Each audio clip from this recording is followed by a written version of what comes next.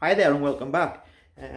What I want to talk about today, this video, is drop-ins. Now, we've had a video on drop-ins before and covered that, but what this basically is, if you remember a few weeks ago I did a video and I wasn't quite happy with the drop-ins that was in my feeder loft.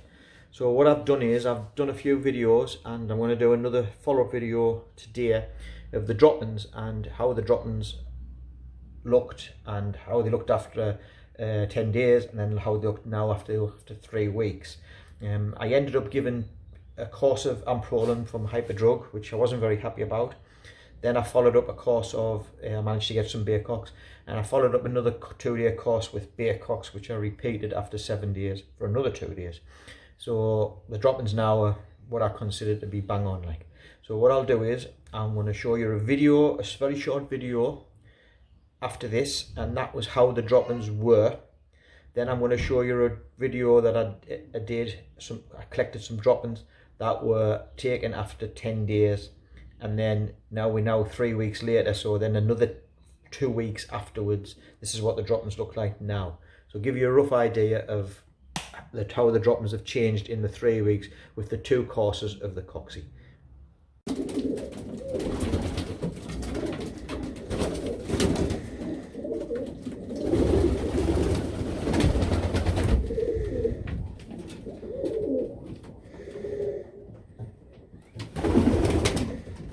Right, so these drop-ins are collected about a fortnight ago, and I've kept them in a plastic bag, and then I've transferred them out the plastic bag onto this sheet of black card for you to look at. So this was 10 days. So this was 10 days after a 7-day course of the amprolin from Hyperdrug. Now, you've just seen in the video how wet and loose they were. So the amprolin worked, but I still wasn't very happy. So then what I did was, I left them a few more days just to clear the amprolin out of the system. I give them a couple of days of multivitamins, and then I took the water off them, as I always do before you treat anything for coccidiose. I always take the water off them so they get a good drink the next day. And then the following day, I give the 2-day course of Baycox, and then left it a week, and then give them another 2-day course of Baycox. And then this is what the drop-ins look like now after 3 weeks.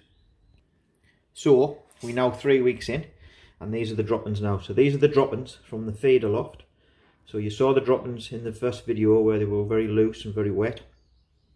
And now 3 weeks later, with 2 courses of anti-coxstat, this is where we're at now. Now this is how I like to see the drop-ins. Now the food that these are on at the moment, it has a lot of peas in it. So hence why these are green and light, but they're still round, firm balls with the solids and the urates in the part of them. Also, this one here comes with a classic little down feather they attach to them.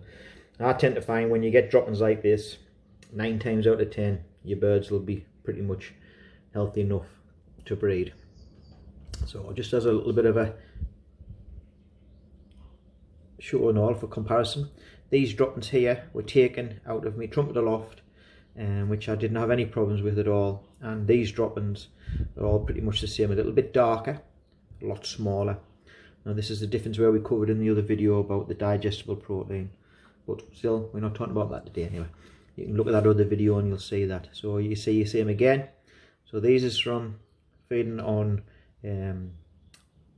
Palomoma, the tip top, and this is feeded on the SNS 4 seasons. So these are the 2 cones and these are the 2 drop-ins.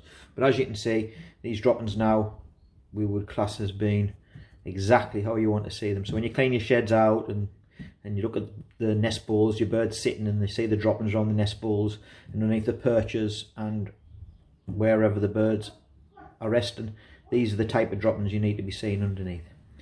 Right, that's it. I just thought I'd do a short video of this and a follow-up, and we'll